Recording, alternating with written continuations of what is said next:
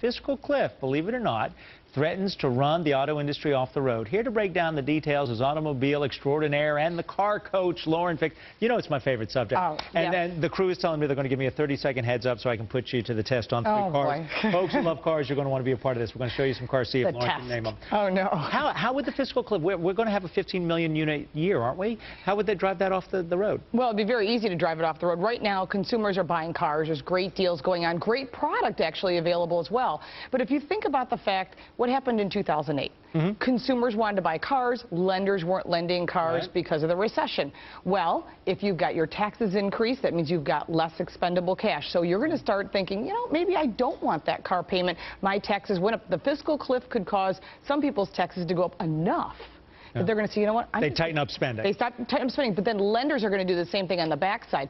I don't know if you're going to have your job. I don't know if your credit rating is as good as it was, and they're going to hold back letting money go. This is what you've just described. This is a great lesson in Federal Reserve speak. She's just described a negative feedback loop. Everyone tightening up out of fear. Right. Well, let's take it a step further. Because we don't know what the tax situation is going to be, and we might have delay in tax returns.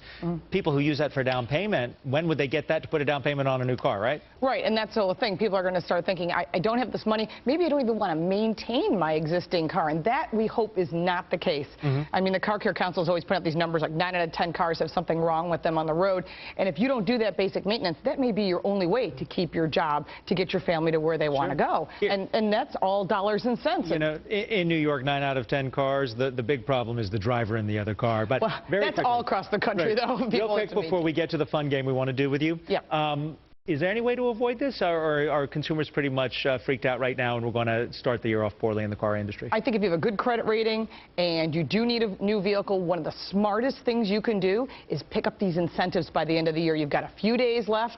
There are great deals out there, great incentives. Use those consolidation sites. Go to the manufacturers. Negotiate, because if that cliff comes, I'm telling you what, those people that are in really good position will be able to still get Lauren a good loves deal. Mustangs. I love the new Ford Fusion, but let's check this out real quick. Lauren, can you name this car? First car up, please. We're going to show you. See that car right there? What is that? Oh, I'm trying to see what it looks. It looks like a Studebaker. It is a Studebaker. It's a 53 Starliner, Lowy Coupe. Next car.